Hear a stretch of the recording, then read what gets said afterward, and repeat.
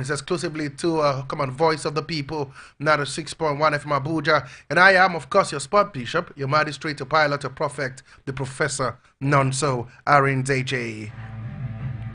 Okay, a lot happened in the last 24 hours. UEFA Champions League, come on, it's on. Match day 1, day 2.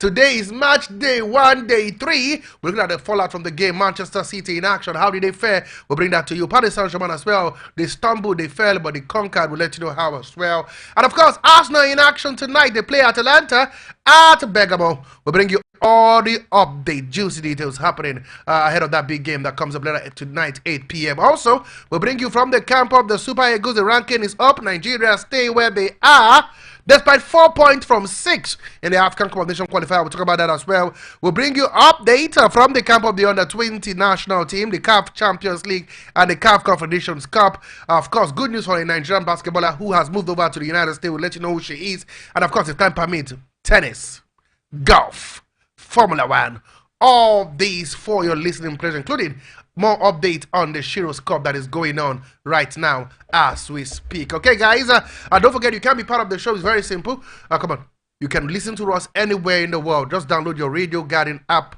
from your Apple and your iOS store, and voila, will be in your speakers. And you can watch me live right now on your phones, your television, your tab, whatever you want, on your tabloids, whatever you want. You can see this face right now. All you need to do is go to YouTube, go to the page of Voice of the People 96.1 FM Abuja, like, share, subscribe, and press the notification bell so anytime we come live, we'll be in your faces. Feel free as well to follow us on our social media handle, Voice of the People 96.1 FM Abuja, YouTube, Facebook, Twitter, Instagram, and of course, don't forget, join the conversation. That's the part I love so much, where you have your own say.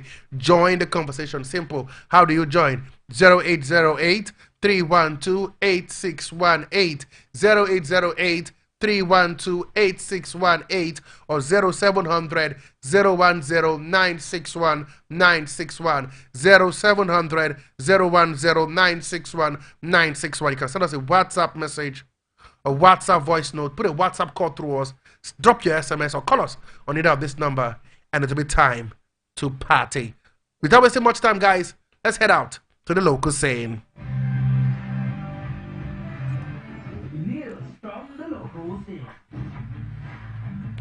Okay, let's begin from the locals anywhere else. Let's start off from, of course, wrestling, where we hear that the president of the Nigerian Wrestling Federation, Daniel Legali, has confirmed that he will not run for the position when the tenure ends next year.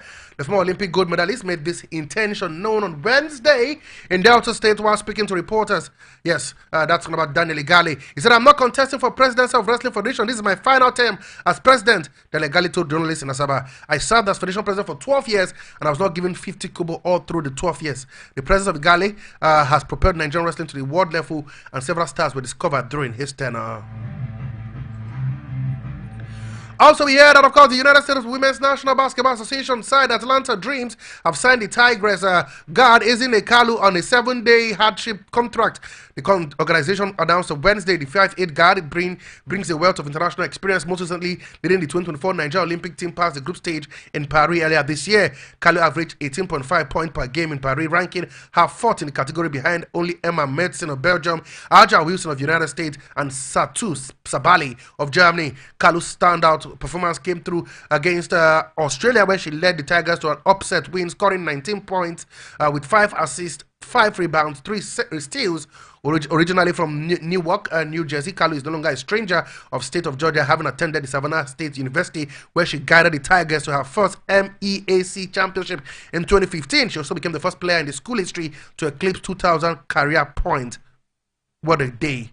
But the good one, she is going to be playing her basketball in the United States. And we hear that, of course, the Nigeria Olympic Committee plans to collaborate with Nigeria University Games Commission (NUGA) to promote the Olympic value in education programs, the Olympic value in education programs. These are values of excellence, respect, and friendship. It also includes engagement in sporting competition without discrimination and bitterness of any sort. The event has been carefully planned to be held during the FASU Games, being jointly hosted by the University of Lagos and Lagos State University to expose the officials to OFEP. A statement released by NOC Tony Naziaya notes that the event been scheduled to run from September the 27th to September the 29th, 2024. And of course, in the National Youth Games, we hear that Timor and Delta has emerged the champions of the 8th National Youth Games for the second consecutive time with 46 gold, 31 silver, 34 bronze, totaling 111 medals. The host state of the Youth Games were declared winners at the closing ceremony held at the Stephen Keshi Stadium, Asaba. Today, they are closely followed by Team Lagos with 26 gold, 20 silver, 19 bronze medals, while the third place goes to Team Edo, comprising of 18 gold, 13 silver, 28 bronze. Recall that Delta hosted the 7th edition of the games on top of the medal table with 51 golds, 34 silver, and 11 bronze. They have won all editions of the National Youth Games from 2016 to date. Meanwhile, 35 states, including the FCT, won medals, including Ebonyi State, unlike last year, where it was only 27 states, while Rivers State are the only state that failed to participate.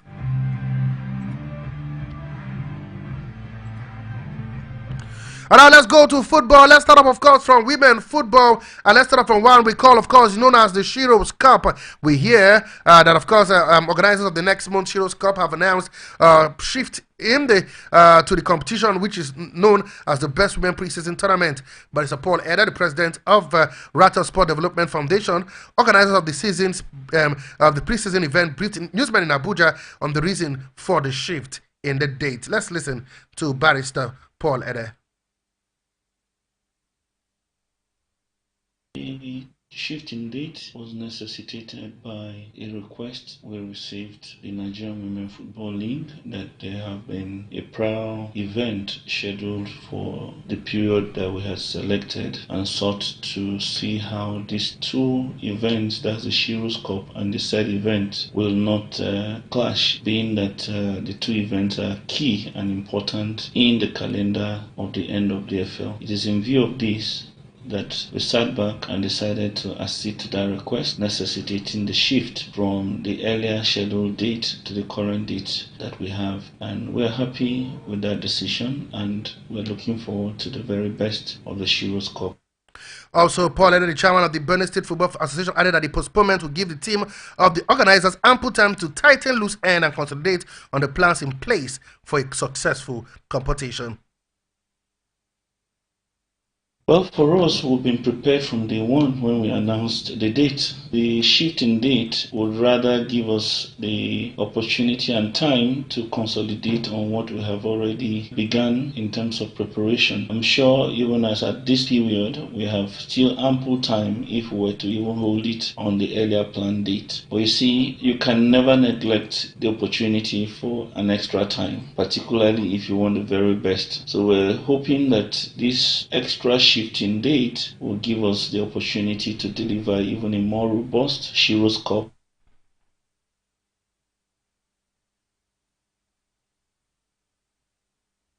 Okay, now moving on. Now we hear that, of course, this year's Shiro's Cup, which will feature 3 teams from across the African countries, will now hold from the 20th to the 31st of October.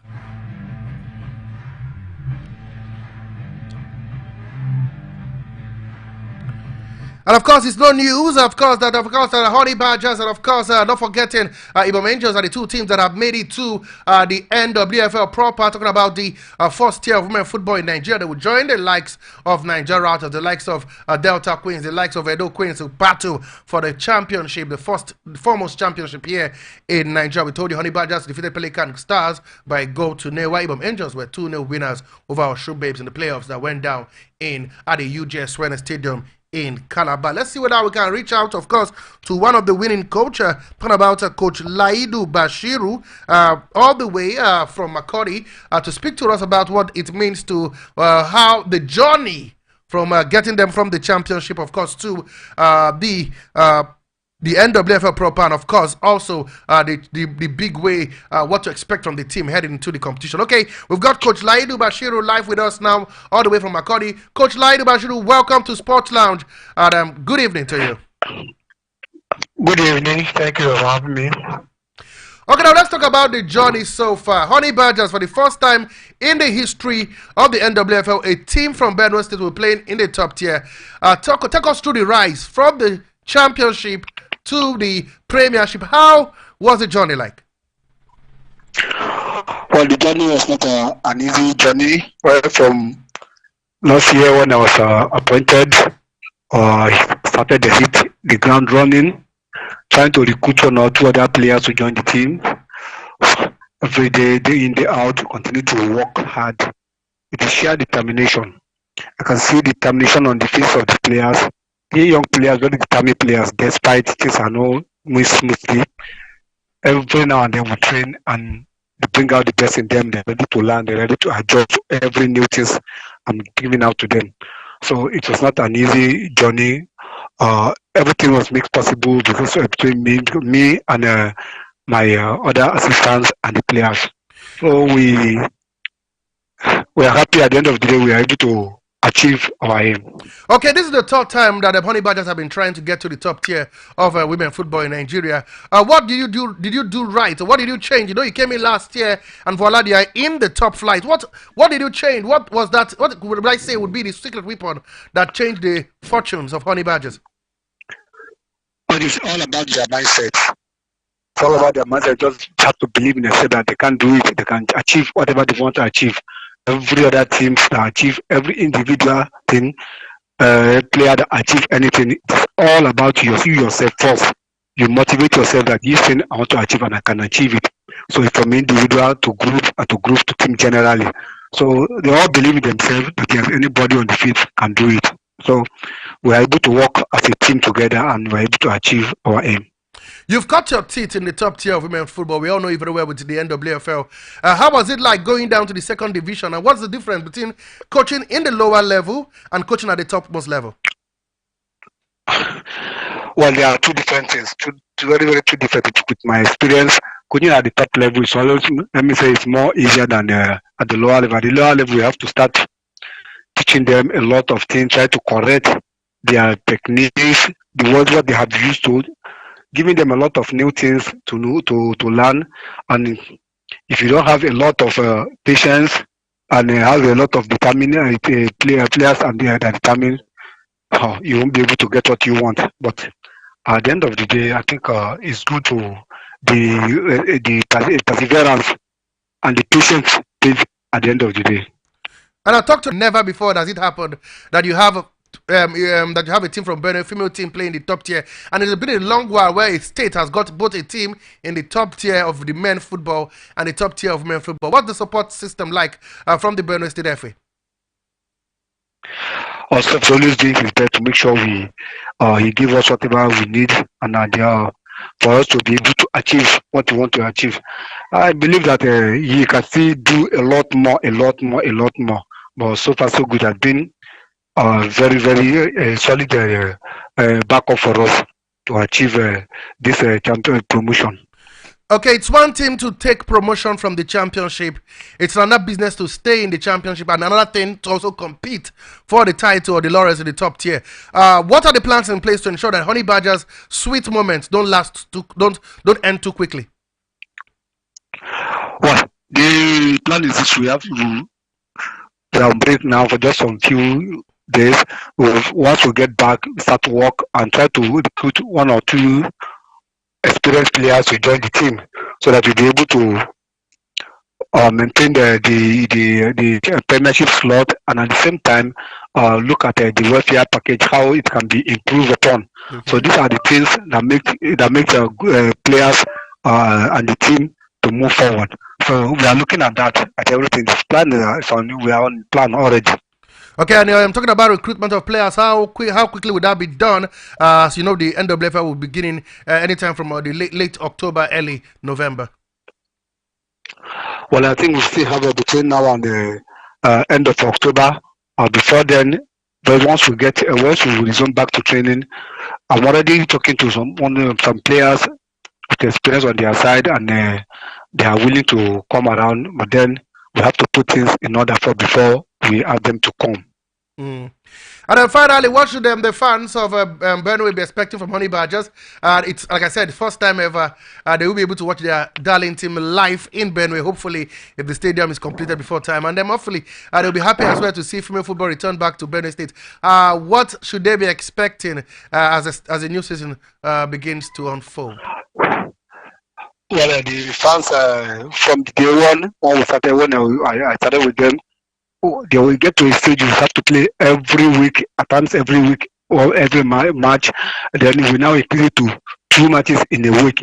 At every point in time you are going to play We always see them, the fans coming around to watch the team. And they believe in the team that the team is going to qualify. At the end of the day, we are able to get the promotion. So we are still giving them that assurance that yes, with one or two recruitment we are going to make, the team is going to give them what they want for what they want, and having a top flight league in Benue State will be going to be a thing of joy to them.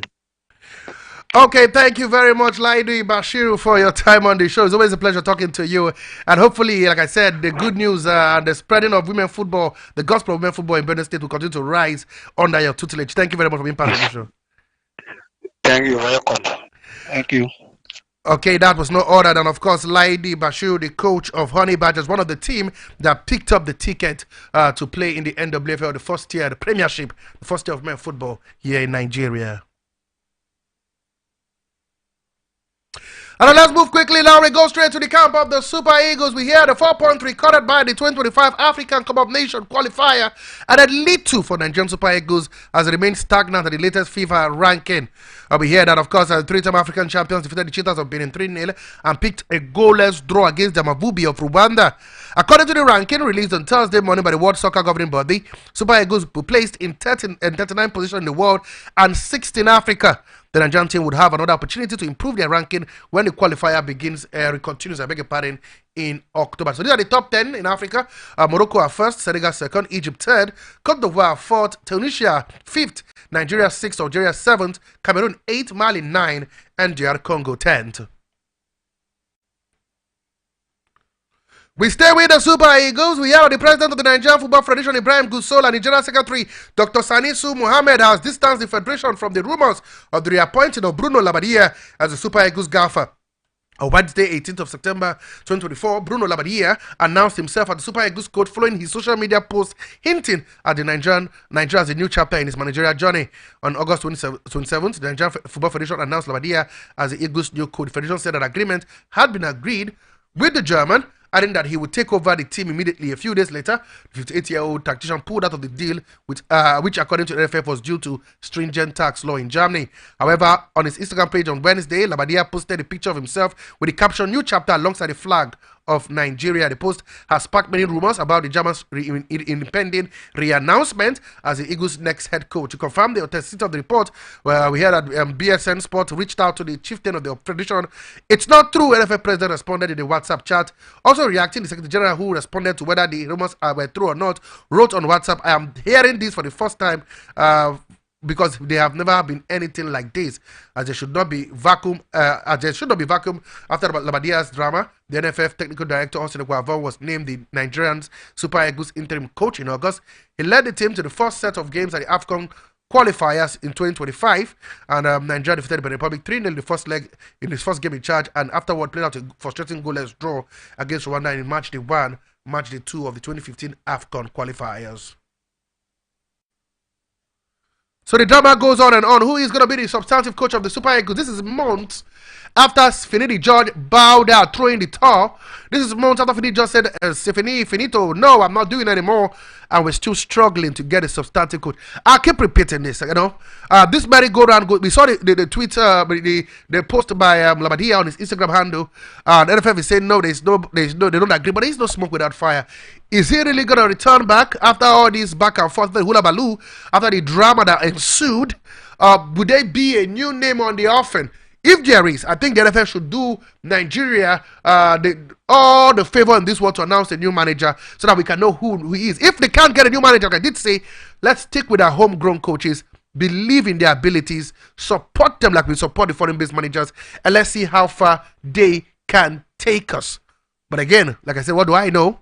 I'm just here trying to get you guys to understand this thing. So let's wait and see who is the new manager. Talk to me. I wanted to have your say, of course, on the Super Eagles issue and, of course, the coaching issue. Labbadia posted yesterday, the NFF debunked. Nigeria is 36th in the world, 6th in Africa. We are moving nowhere. We didn't move forward. We didn't move backward.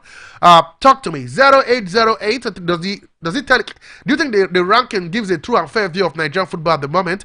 0808 312 8618 0808 312 8618 or 0700 010 961 961. I'll take that again. 0700. That is 0700 010 961 961. You can drop us a WhatsApp message, a WhatsApp voice note, put a WhatsApp call, SMS, or call us, or you can drop your messages as well on YouTube. They would all count. What do you think about the ranking and, of course, the Labadea debacle? But still coming on, let's go to the camp of the Flying Eagles, where the Flying Eagles head coach Aliyu Zubairu said he's worried about not having enough utilization of the pitch in getting the players ready ahead of the 2024 West African Football Union WAFU B on the 20 championship. Flying Eagles resumed campaign in Abuja last Thursday. However, the head coach has raised concern over not having enough time in the usage of the FIFA Go project for perfection of his tactics and strategy ahead of the regional competition. In his words, and I'll quote him, "I'm not under pressure to qualify the team for the CAF Under 20 Nations Cup from WAFU big competition. The only thing is that it is a bit worrisome is the duration we have to train because the field is being utilized by about 3 or 4 teams daily. The Flamingos and some other teams use the pitch every day, so we are not having enough utilization of the pitch. Though, subject to the NFF approval, we are working out the possibility of moving the team to a place where we can get better usage of facility." End of quote.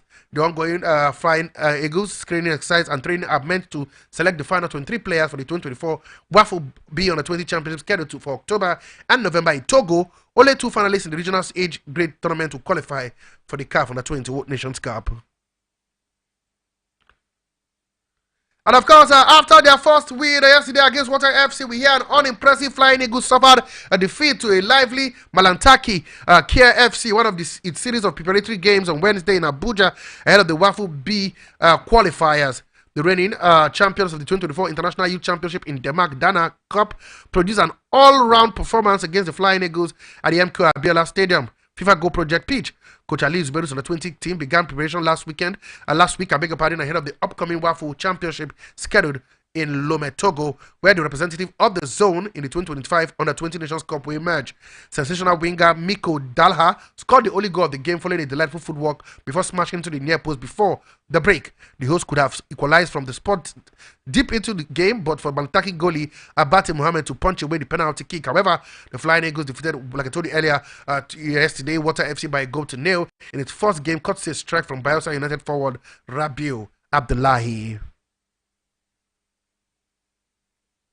So good one for Zubairu. 1 win, 1 loss. Not too bad. 2 friendly games so far. The important thing is not about to win all these friendly games. About to get a team that will be ready for the Under 20 WAFU B tournament in Lome, Togo, as they hope to be one of the 2 finalists, so they can get a ticket to the Under 20 Nations Cup. So wait and see how they continue the progression. The team is still in Abuja, like we did tell you, but like I said, the things could change if the coaches want ample time to train. They say they want a place where they can use they have full access to the facilities. And of course, the CAF Champions League ahead of the crucial second leg of the CAF Champions League ahead of Espranca. Rangers International has departed for Angola. The Flying Antelope left the shores of the country on Wednesday evening for Luanda, the capital of Angola. The Nigerian champions traveled to Luanda with a goal advantage after a 1-0 first leg win. Forward Kazim Ogunleye scored the winning goal last week during the first game. We had playing at the Gospel Ababio Stadium in Uyo.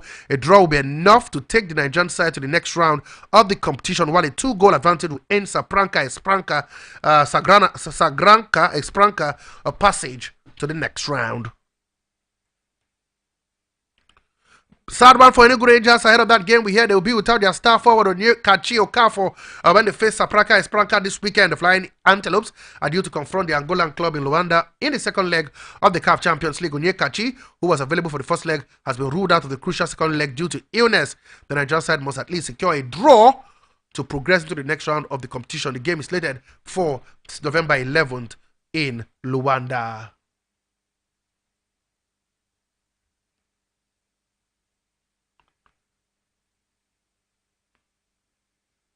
And of course, the coach of the Rangers International, Thomas Fidelis Lechuku, has declared the clash with Sapranca in the CAF Champions League as a final.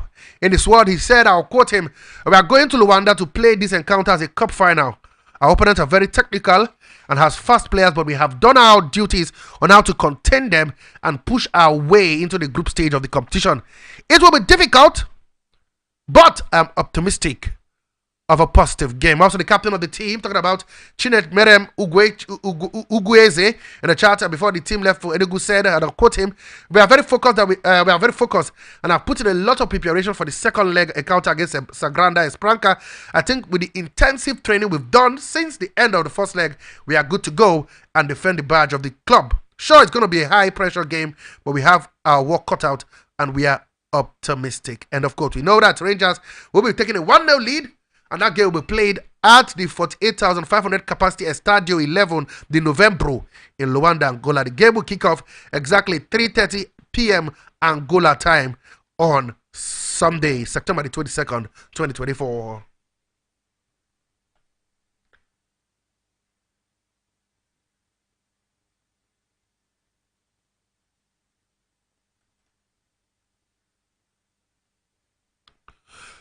Okay, guys, don't forget Eyimba 2 will be in action this weekend. They will take on Etu Filante, the team from Ouagadougou, Burkina Faso. Don't forget the first leg ended in a goalless draw that was played in Bamako, Mali. They're hoping that they get the job done when they face them here at the Goswil Babio Stadium here in Uyo. Before we take our first break for the day, let's give you some stories quickly. We'll start off from the Nigerian Premier Football League, where former Nigerian Junior International Ambrose Van Zieken has explained the reason he left the job of the Nigerian Premier Football League side Bendel Insurance.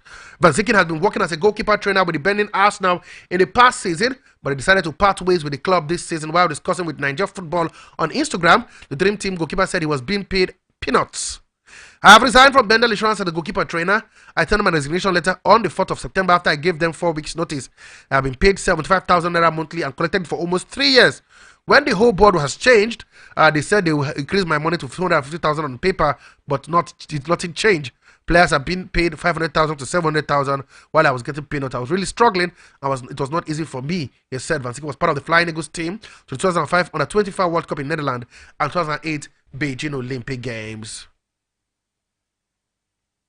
Also, we hear that Mahanam has confirmed their product, Joel Yakubu, has completed a 3-year deal to Czech Republic Premier League side Slova Labrek, following a successful medical. In a statement by the club, Yakubu, 18, probably called Spirit, is known for his incredible talent in the middle of the park. The teenage midfielder registered multiple goals and provided multiple assists in our first team, which attracted Slovan Labrek.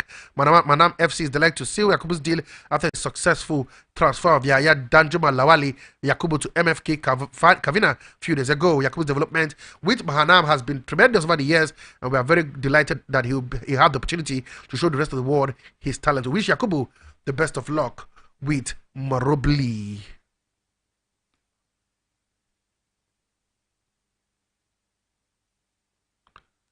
And of course, it wasn't a good time for exciting man Rafael Onyedika. We'll talk about that in the Champions League in the second stanza of the show. But for now, let's take a breather.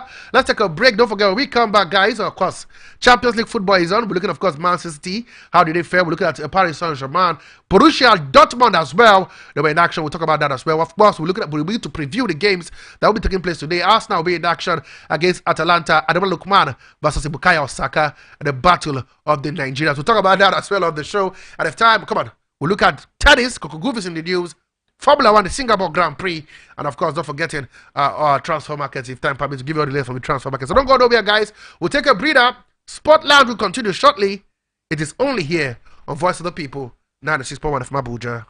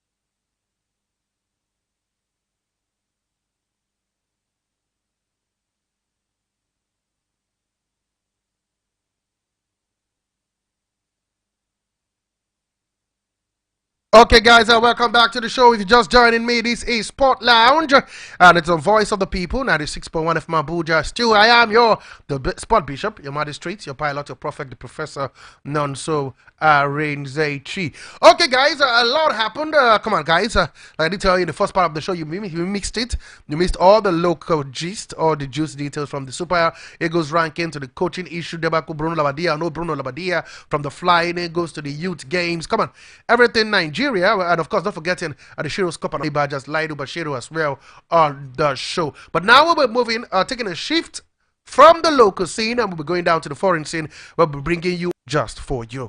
Okay, before then I go to the foreign scene, let's let you know that you can be part of the show. Come on, you can listen to us anywhere in the world. Come on, anywhere in the world. Come on, just download your Radio Guardian app.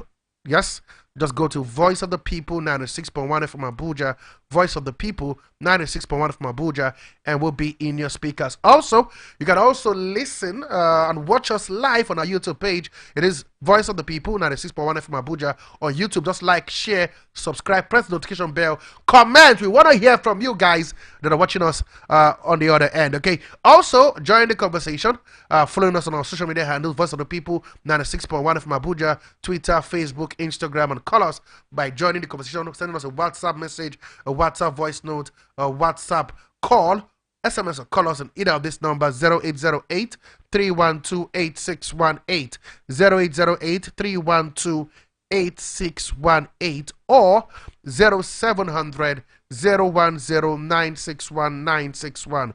Yes, it's the right number. Don't be scared. It's, yes, more than 11 digits. It is the right number. 0700 010961961. Let's go straight. You know how we do it. Let's jump to the foreign scene.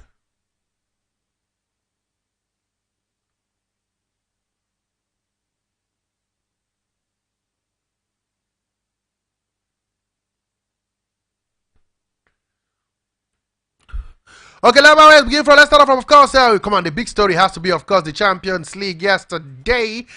Big games that went down, of course, different match venues, including the Etihad Stadium, where, of course, Pep Guardiola couldn't reign supreme as he was frustrated. He was bamboozled. He was put apart. He was stopped from tormenting. Come on, his usual scoring of goals. And Al Haaland was kept absolutely quiet, and I will let you know how. Man City's Champions League campaign opened in a frustrating fashion as they were held to a goalless draw by impressive Inter Milan at the Etihad Stadium. Pep Guardiola's side were never at their most fluent, but were not even helped by an injury to Kevin De Bruyne that forced him off at halftime. The City boss says he will have to speak with the club directors to find out the extent of the injury. But City's Italian opponents were well watched their draw. In the repeat of the 2023 Champions League final won by City in Istanbul, Inter showed superb organization and attacking threat despite facing increased pressure in the second half. Erling Haaland, seeking his 100th goal for the host, was largely kept quiet, and both sides had chances to make the goal breakthrough but were unable to be capitalized. With Foden on the second half substitute for injured De Bruyne saw a shot saved by Inter goalkeeper Jan Sommer, who also twatted Jasko Gavdol. Inter wasted many good opportunities with former Man United defender Matteo Darmian choosing a flamboyant backheel than the shot when the shot was on, while another Old Trafford star Henrik Mkhitaryan fired over the top from close range, leaving coach Simeone Inzaghi on his knees, beating the turf in frustration. But City were close to a dramatic late winner as Foden fired straight at Sommer after a delightful move from Ike Gudowan and two-headed chances in the box. According to Guardiola, he said, we faced a really difficult team whose side failed to score in the Champions League for the first time. Yes, Guardiola's Man City has failed to score in the Champions League for the first time. Guess when? Since October 2022. He went on to say, I'll quote, I'm still really satisfied for the game we played, especially with the low, especially how Inter defended. They are masters of that, so big. They help each other, unbelievable, so you cannot expect to create lots of chances. So City suffers at home. For Paris Saint-Germain, former Tottenham Hotspur and Fulham goalkeeper Paulo Gazzaniga, late howler handed, panned Paris Saint-Germain a victory against Champions League debutant Girona. Portuguese left back Nuno Mendes drilled a low effort at Girona goalkeeper Paulo Gazzaniga from a tight angle, but the goalkeeper made a major error and let the ball sneak through his hands. The hosts looked as if they would be held to a draw by the Spanish side, steely and determined defensive performance before Gazzaniga's error. Girona, who were making their debut in the European top competition after finishing third in La Liga last season, were composed as they sat back and mostly nullified PSG, who registered 26 shots without one of their players scoring a goal. Okay, it wasn't to be for Girona. They offered little threat in attack, defended so well, but unfortunately Gazzaniga happened, and it's going to be a major blow for Girona. Okay, one man winning the man of the match for them in that game. It was a big win for Nuno Mendes. He won the man of the match in that game. His power driver, let's say his cross, come short, beat Gazzaniga. That was a howler, absolute howler. For Man City, it had to be that man, Marco Barella, was the man of the match. That guy was absolute gorgeous. Barella was the man of the match for Manchester City. The guy was, what a midfielder he is. He captained the team so well. He led by example. Did all he could to ensure that he stopped every single chance at goal for Manchester City. So Barella, man of the match. Nuno Mendes was the man of the match for, of course, Paris Saint-Germain in that win. Talking about other Champions League game for Celtic, they had a fantastic time at home. They were better than the Slovan Bratislava, winning that one by 5-1. It was a thumping, and they have Scales scoring for Ruhashi, made it 2-0. Angus made it 2-0. Angus made it 3-0. 3-0, I beg your pardon, from the penalty spot. Meda made it 4-1, and of course Adam Ida, the guy who was formerly with Norwich City in the Premier League and of course the Champions League, ensured that they won that game by 5-1. Wima got a goal for Slovan Bratislava, but it was not enough as they were beaten by 5-1. For Slava Prague, one man Victor Olatunji, the Nigerian international, had a fantastic time, guys. Fantastic time. Victor Olatunji scoring and assisting in that game. 3-0 victory in that encounter. So Sparta Prague start the Champions League with a 3-0 victory against Red Bull Salzburg. For Bologna, they had to share goalless draw between Bologna and Shakhtar Donetsk. Unfortunately, for Shakhtar Donetsk, a penalty was missed by Sudakov. Sudakov missed the penalty in that goalless draw. I don't know how you miss a penalty in a crucial game of that magnitude in Champions League, but that was the story for Shakhtar Donetsk. Don't forget, they wore a new kit donning the colors of Ukraine, but unfortunately, they couldn't get the victory against the strong Bologna team, also debutant from Italy. And for Dortmund, they did the job, man. Fantastic victory there by Borussia Dortmund. I must tell you, 3-0. It ended Josh Kittens. That man, that guy is an absolute stunner. What a player he has been for this Borussia Dortmund side. Coming in from the bench, talking about Kittens and getting the job. Jamie Kittens scoring twice in that encounter. And of course, don't forget that man, Gurasi, Sahu Gurasi, also coming from the bench to get the job done. Kittens scoring a goal in that game in the 76 and 86 minutes. While Gurasi, Sahu, the guy from, of course, Guinea-Bissau, shot a penalty in the 90+5 minutes to round up the game by 3-0. Gittins, that young boy within the man of the match in that encounter. You see that boy is good. He's got a brace as well in the first game of the season for Borussia Dortmund in the Bundesliga. And of course, again, he continues with his fantastic form in the Champions League. Okay, guys, on to games how he played in the Champions League. Bologna 0, Shakhtar Donetsk 0, Sparta Prague 3, Red Bull Salzburg 0, Celtic 5, Slovan Bratislava 1, Club Brugge 0, Borussia Dortmund 3. Our own Rafael Onyeka was in action, had a great game, but unfortunately he was nullified as Dortmund won that game by 3-0. Manchester City 0, Inter Milan 0, Paris Saint-Germain 1, Girona 0 in that encounter. Big wins, I tell you. In the Spanish La Liga, Real Betis beat Getafe by 2-1. In the EFL Cup round 3, we also Tottenham Hotspur went away to Coventry and recorded a 2-1 victory, while Brighton beat Wolves by 3-2. In the Eredivisie, Ajax beat Fortuna Sittard by 5-0. Super League in Turkey, Samsunspor beat Istanbul Basaksehir by 2-0.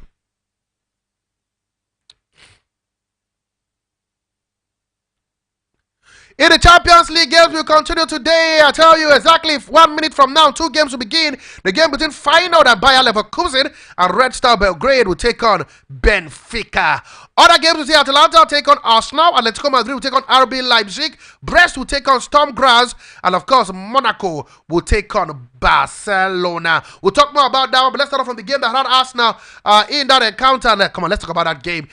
Big game it was for Arsenal and Atlanta, but the first sad news we hear for Arsenal fans is that for all the good stories coming from that one, I have to start from a very bad injury, as of course Arsenal manager Mikel Arteta says that the captain Odegaard has suffered a quite significant ankle ligament injury. The midfielder limped up during Norway's National League win over Austria on Monday, 9th of September.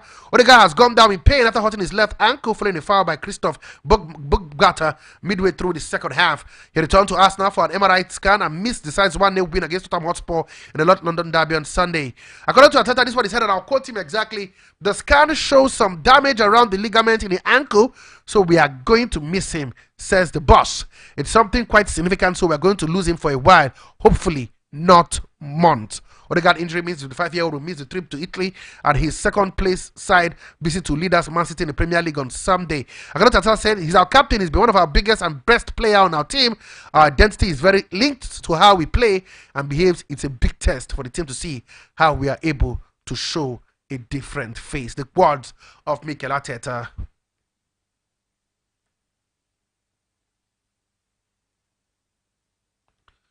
Okay, guys, we hear the Arsenal winger Bukayo Saka as well. On the positives that he's available to play in this game, the Champions League against Atalanta. He was taken off on Sunday during the derby against Tottenham Hotspur, but Arteta said he could not continue. But now we hear he has shaken off an injury. He was able to train, and he will be able to complete. Also, Declan Rice is back from suspension as well. He will also be available. And of course, Italian defender Riccardo Calafiori is also returned after injury, with Arsenal playing Atlanta in that big game. So 4 players are back. Rice is back. Calafiori is back. We hear as well. Declan Rice is back. And of course, Bukayo Saka will be available for that game.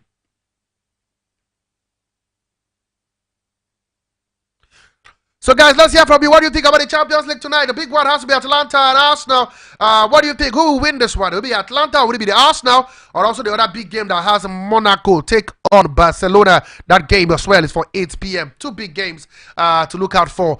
Both games start 8 p.m. But for now, it is Feyenoord nil, Bayer Leverkusen nil, Red Star Belgrade nil, Benfica nil. It's 1 minute gone in those encounter. So talk to me. 0808 312 8618. 0808 312 8618. Let's talk Champions League football or 0700 010 961 961. That is 0700 010 961 961. WhatsApp message, WhatsApp voice note, WhatsApp call, SMS or call us. We want to hear from you.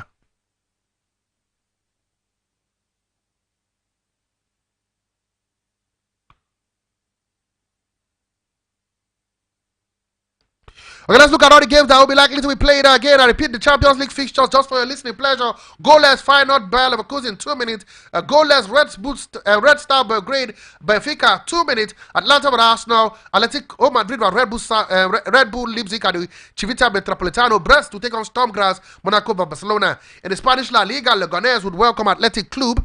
In the Turkey Super League, it is Trabzonspor taking on Kayserispor. That game is for 6 p.m. In the West Champions League, Sporting Women will take on Real Madrid. That game is 1-1. It's 8 minutes gone. Galatasaray Women will take on Slava Prague. That game is for 6 p.m. And St. Pölten will take on ZNK Mura Women. That game is for 6 p.m. as well.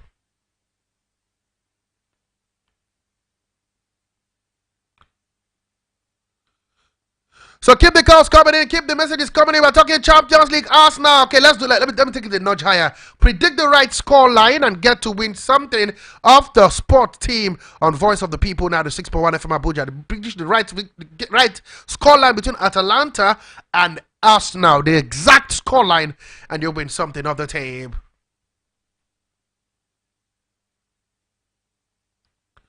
Okay, as we're expecting those calls, let's go to Formula One and let you know that Oscar Piastri says that McLaren are ready to use him to help Lando Norris championship bid if the circumstances arise at the Singapore Grand Prix. The Australian said his win in Baku last weekend has not really changed anything in McLaren's approach. Lando is still ahead in the championship and, just being honest, has a more realistic chance of winning the championship. If I'm in a position to still win the races, then that's what I want to do. But naturally, if there are times I can help out for Lando's championship bid, then I'll be happy to help if I can. Norris, who beat Red Bull's Max Verstappen in Baku despite starting one place behind him, heads into Singapore weekend 59 points behind the Dutchman. Piastri is a further 32 points behind Norris. Where McLaren went to Azerbaijan Grand Prix saying that they would bias their approach toward Norris as the driver closest to the championship leader Verstappen. And now to tennis, we heard American world number 6 Coco Gauff has ended her relationship with coach Brad Gilbert just 2 weeks after what she described as a disappointing US Open defense. Gauff, who won her first major of her career in New York last year under Gilbert's guidance, but lost in the 4th round to fellow American Emma Navarro this year. Gauff hired Gilbert to work alongside Spanish coach Per Riba after a chastening first-round exit in Wimbledon last year. That led to a turnaround in fortune for Gauff, who won 18 of her 19 matches in her home hard-court swing, leading to title victories in Washington, Cincinnati, and New York. Beating Arena Sabalenka in the US Open final was a career-best 12th victory in a row. Riba left the team in November to leave Gilbert as his sole main coach. This year, Gauff has not reached a final since defending the Auckland title in January. After runs to the Australian Open and French Open semi-final, she was beaten in the Wimbledon 4th round and reached the same stage at the US Open. Our lady who can be out of the news is, of course, a former British number 1. Talking about Great Britain, Emma Raducanu. She moved to the qualifiers at the Korea Open by beating China Yang Yuan in straight sets. Raducanu, who's 21-6, control of the match by winning 6 successive games to wrap up the opening set and then take charge of the second. The 2021 US Open champion, ranked 70th in the world, eventually took her 7th match point to win 6-4, 6-3 and reach the last 8 in Seoul. Raducanu will play Daria Kasatkina for a place in the semi-finals on Friday after the Russian top seed beat American Halle Baptiste 6-4, 6-2. And in the word of Raducanu, she said in her quota, I think this court suits Kasatkina because they bounce quite a bit, but for me, every time I get exposure to the top level to that top level of opponent, it's invaluable. It allows me to build confidence. It's a match where I don't really have anything to lose. End of quote.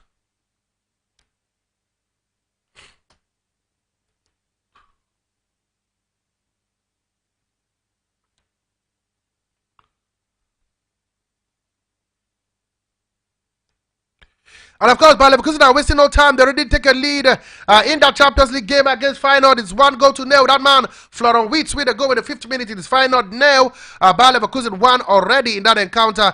Looking at the lineup, there is one man leading the line. He is the dancer. He is the comic relief. Victor Boniface. He leads the line in their 3-4-2-1 formation.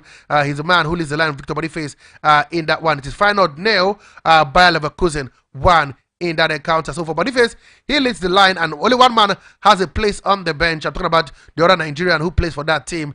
He is talking about Nathan Teller. He also sits on the bench. The other game that has a Red Star Belgrade Benfica goalless after 7 minutes of play. Now let's move on to some transfer news before I say my goodbyes on the show. Let's start off from Chelsea, where we hear they are open to letting Ukraine winger Mikhailo Modric leave the club in January, with French club Marseille interested in the 23-year-old Modric to Marseille. And we hear that this man is a big fan of him. Talking about the former coach of Brighton and Hove Albion, who joined up with the team. We wait and see whether that's where he would reignite his career. For Arsenal, they've opened talks with 26-year-old centre-back Gabriel Magalhaes, although the talks with the Brazilian international are in the early stage. Open talks for a new contract for their centre-back. Denmark playmaker Christian Eriksen was linked with leaving Man United in the summer, but the 32-year-old who has 1 year left on his contract says he did not consider leaving Old Trafford this season.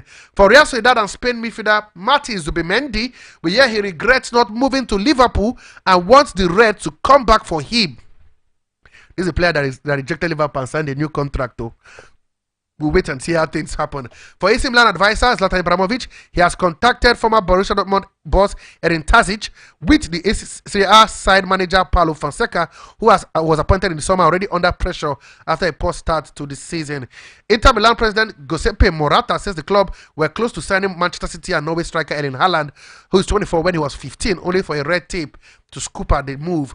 Arsenal could lose 25-year-old Japanese defender, Takehiro Tomiyasu in January, with Inter Milan, Napoli, Juventus interested. While England left back, talking about Ben Chilwell, is still expected to leave Chelsea in January, despite the 27-year-old returning to first team training after failing to secure a move in the summer. Stay with Chelsea, where we had Chelsea could appoint Sachin Gupta, who is the executive vice president of basketball operations for the NBA side Minnesota Timberwolves, to a role at Stamford Bridge. And finally, Newcastle are monitoring Chelsea 18-year-old right back Josh Achimpong, and could try to make a move for the 18-year, the England 19-year international as early as January.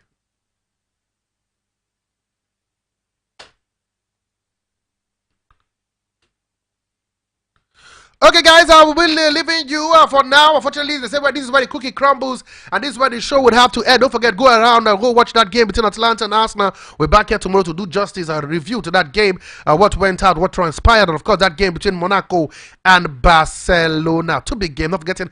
And what about another game at the Chivas Metropolitano between Atletico Madrid and Red Bull Leipzig. Okay, guys, like I always love to say, if your child or your ward is participating in sport, please encourage him or her. Please encourage him or her. He or she could be the next big thing, the next Aziza Toshola, the next, maybe Wanko Kano, the next Finity Judge, who knows?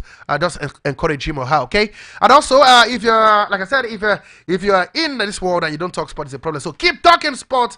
Keep living sport. Sport is life. Life will be meaningless without sport. I remain your one and only, your sport bishop, your magistrate, your pilot, your prophet, the professor. No, so as you saying, do have yourself a wonderful evening. Benfica has taken the lead as well. It's not one goal to Benfica. Red Star Belgrade are losing at home. So, and more of that tomorrow morning, okay? For me, I'm done and I'm gone. God bless, no stress. Up next is news around Abuja at the top of the hour. Bye for now and have yourself a wonderful day.